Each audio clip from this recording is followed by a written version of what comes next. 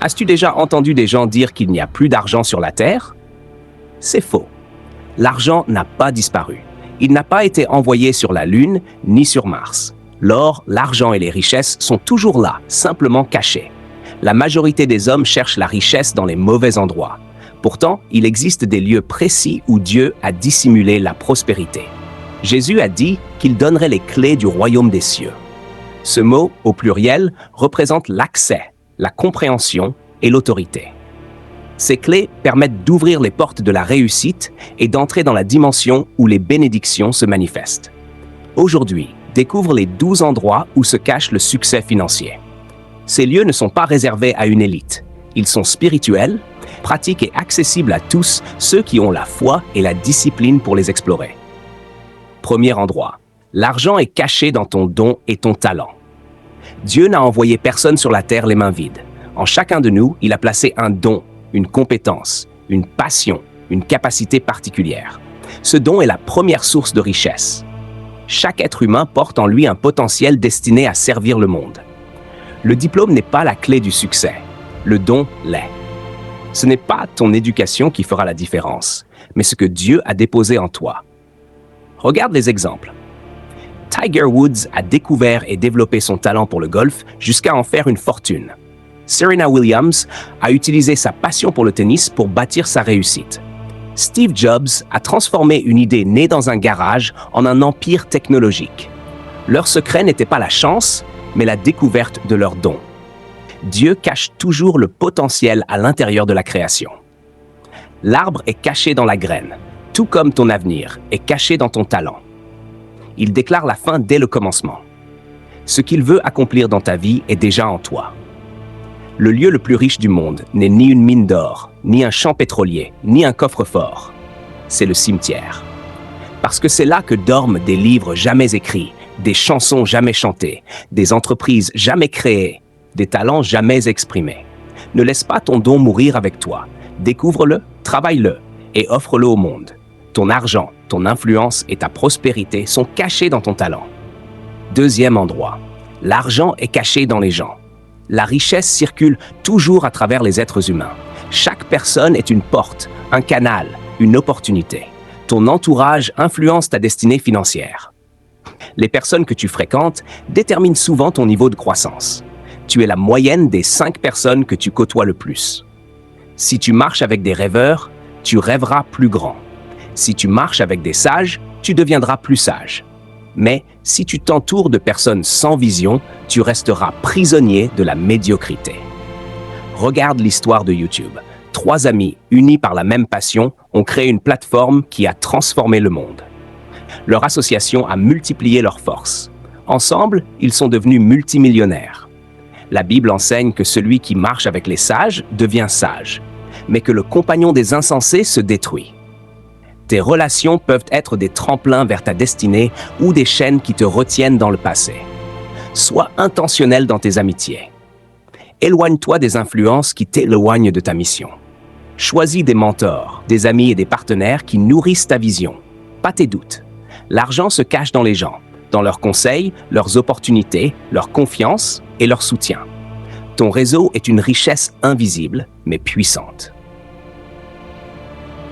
Troisième endroit. L'argent est caché dans les idées et les pensées. Tout ce que tu vois dans le monde, les bâtiments, les avions, les entreprises, les innovations, a commencé comme une idée dans l'esprit de quelqu'un. La pensée est la matière première de toute création. Dieu a formé le monde par sa parole, et sa parole est le fruit de sa pensée. Les idées sont invisibles, mais elles ont plus de valeur que l'or. Le monde matériel n'est que le résultat du monde mental. Ceux qui dominent la pensée dominent la matière. Regarde Bill Gates, Elon Musk et tant d'autres. Leur richesse ne vient pas de la force de leurs mains, mais de la puissance de leurs idées. Les plus grands gagnants ne sont pas ceux qui travaillent le plus dur physiquement, mais ceux qui réfléchissent le plus profondément. Investis dans ton esprit. Lis, médite, pense, crée.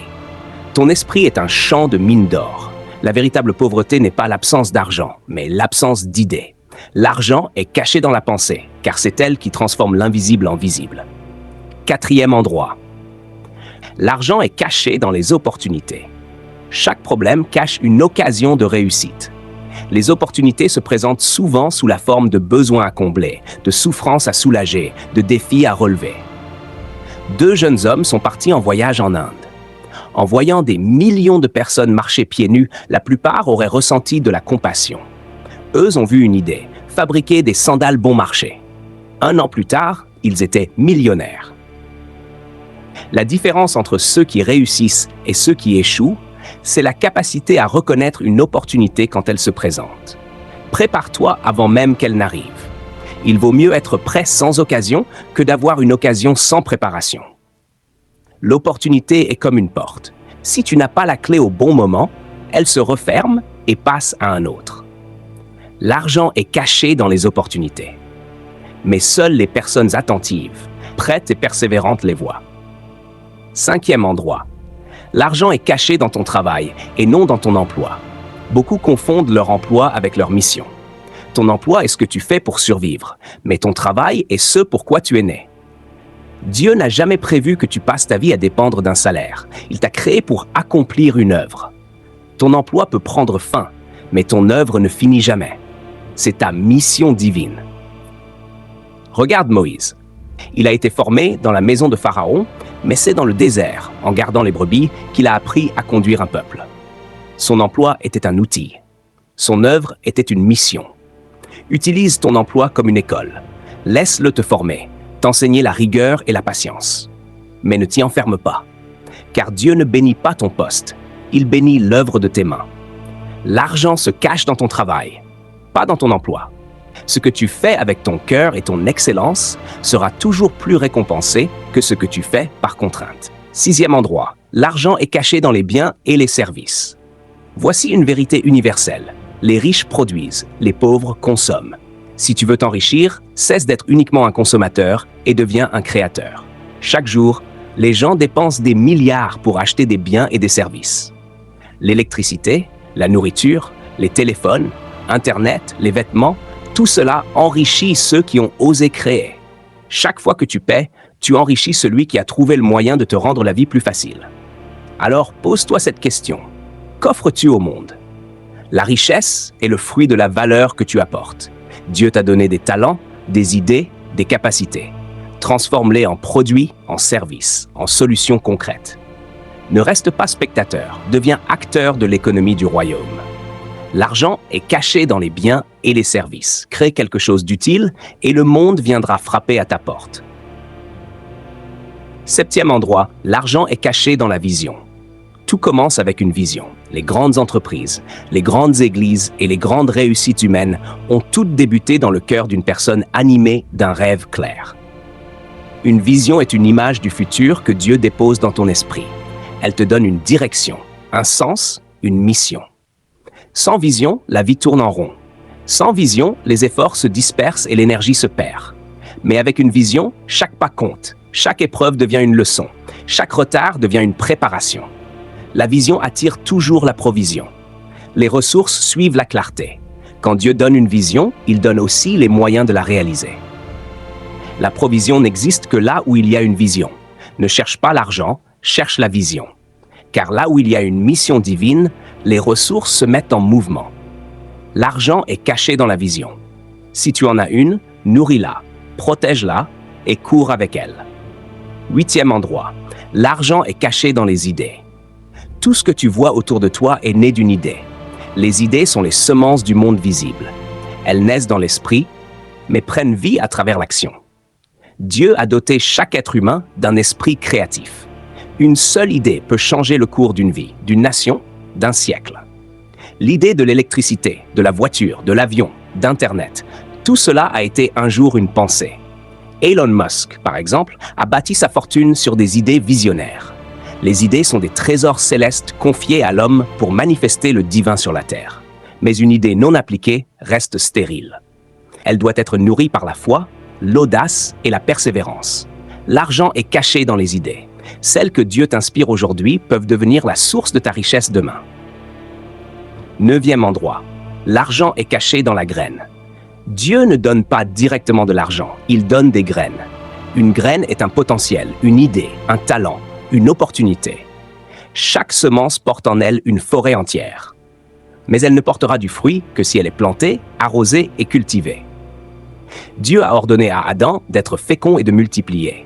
Cela signifie que tout ce dont il avait besoin se trouvait déjà en lui sous forme de semences.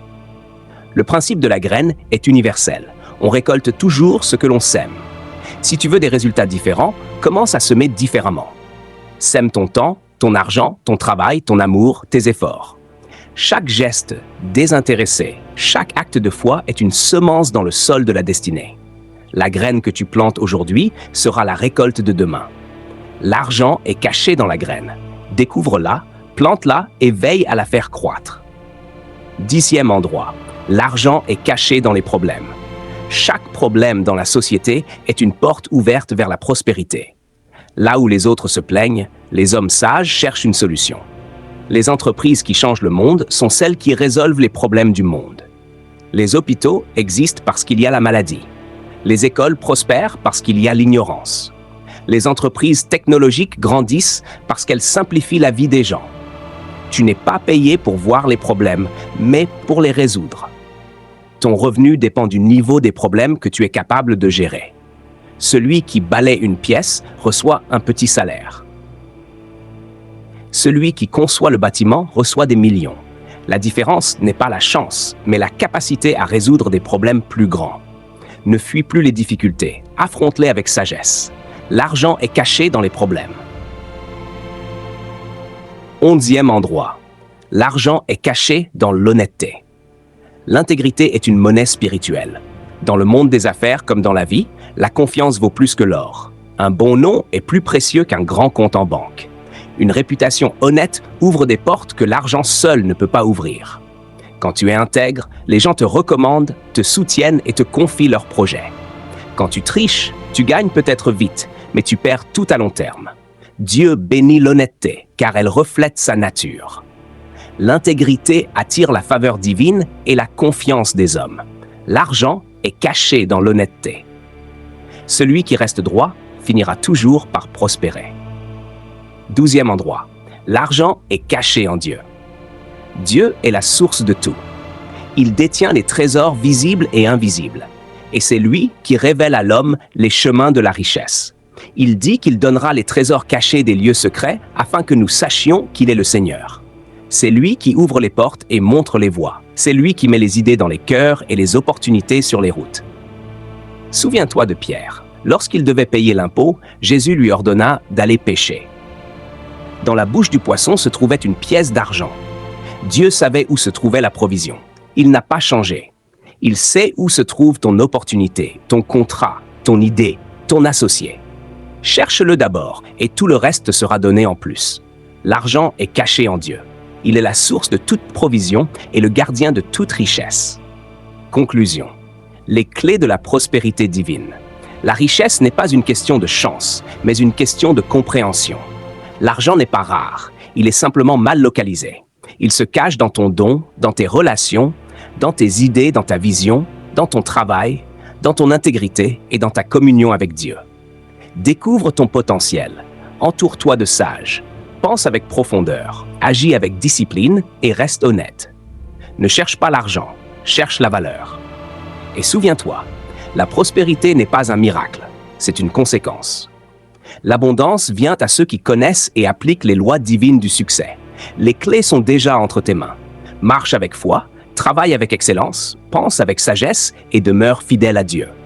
Ainsi, tu verras les richesses cachées se révéler à toi et tu deviendras un canal de bénédiction pour ton monde.